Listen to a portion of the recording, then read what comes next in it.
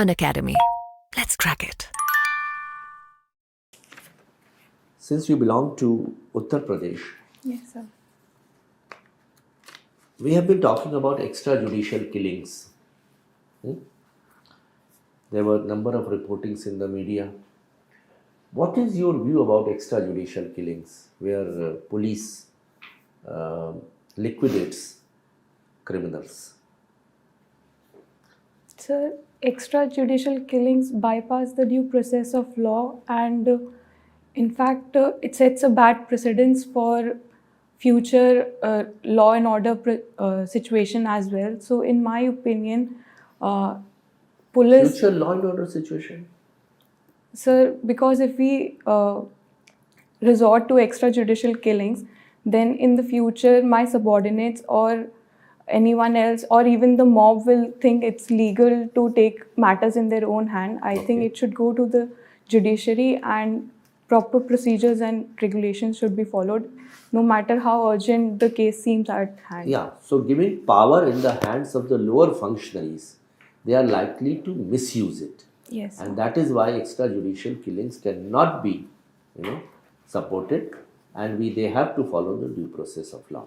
Judiciary is the only court, to decide about what action is to be taken against any particular criminal. Yes. Have you heard about Dada Sahab Phalke? Yes, sir. What is his contribution to the Indian cinema? Sir, he brought the first cinema, and in his honor, the highest honor in the Indian cinema is given the Dada Saheb Phalke Award. The first cinema, I think I remember it, Raja Harishchandra was made by Dada Saheb Phalke. Okay, all right.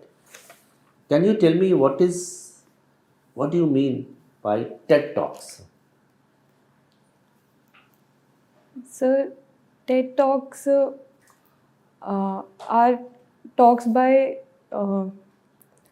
new innovators or leaders who have created a profound impact in any one area and come forward to share their journey and experience so that others can engage in the same experience and learn from them. So TED is an acronym. Can you tell me the full form of TED? Sorry, sir. Okay, just for your information, it is Technology, Entertainment, Design. Okay, sir. So the talks used to be limited to these three areas, broad areas. Now TED has actually spread out, and it is all the departments.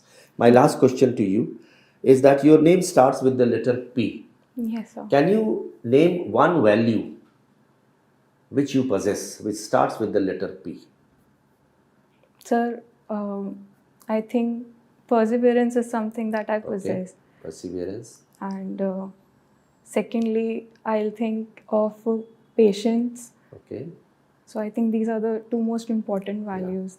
Perseverance, patience, politeness.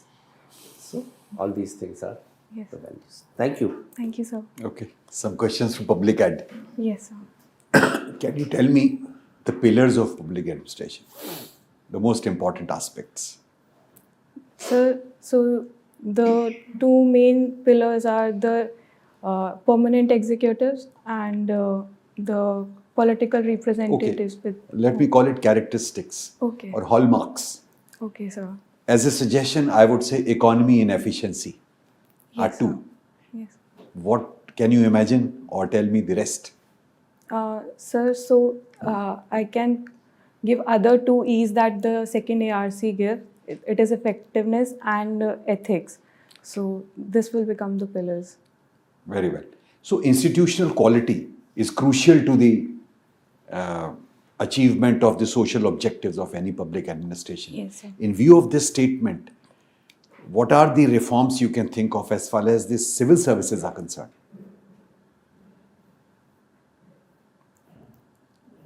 Sir, I think if the most important reform in civil services can be stability of tenure, which will reduce the impact of political patronage and transfers that happen and will allow the bureaucrats to function more effectively in one area.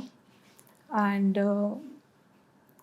the second reform can be more outsourcing to private entities so that the burden is reduced just to the core areas and the not so important areas are outsourced. So I think these two reforms will Apparently, help. you mean that the peripheral functions Yes, can sir. be outsourced and value-added functions can be confined to the bureaucracy Yes, or sir. the permanent Permanent bureaucracy. yes, sir. I think that is what you mean. Yes, sir.